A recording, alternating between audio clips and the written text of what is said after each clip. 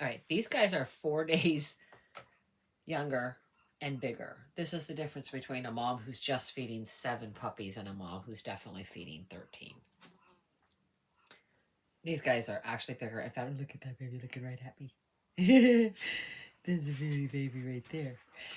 They're so colorful. They're getting so. And now, one other thing is the other litter, which makes me think that Bracken is the father, is he has very short hair.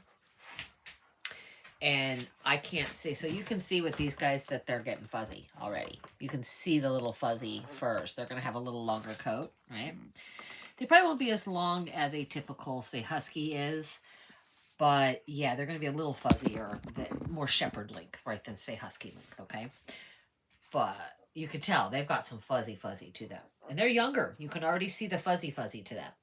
I'm going to show you the other puppies in another video. I'll show you kind of their close-up coat. That's ground dog food. So I use a blender.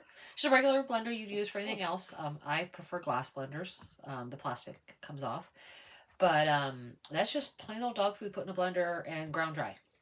I don't know if you know that, but your blender, especially if one's made to crush ice, will blend dog food really simple. And then that's all crushed up, makes it super easy for them to eat. I don't do mash generally. It's like the first couple feedings I do mash. But mash, again, if it's too watery, it gets up their nose. If it's too, there's just a lot of problems with it. I use just dry. This is literally, again, I have a really high fat content, so that is not very dry itself, the food. But yeah, that's my little thing there. I have, my DNA test should be here on the 9th. So July 9th, the test should arrive. I'll be taking all of their tests within a day or two from that. Might be over 2 or 3 days because I'll take a few tests and mail some out. Because I've learned if all your samples go to the lab at once, it's kind of a recipe for things to maybe go wrong. So I'll send in so many tests a day. Or I'll package them in a certain way. I haven't decided yet how I'll do that to make sure that there's no confusing them and mixing the tests up.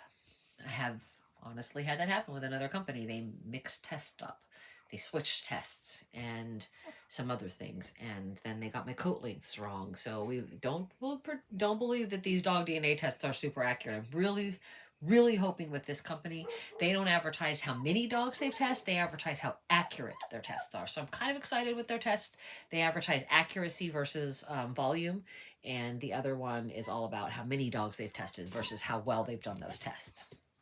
All right, yay! Dog testing. These are Zara's puppies. Big, fat, furry.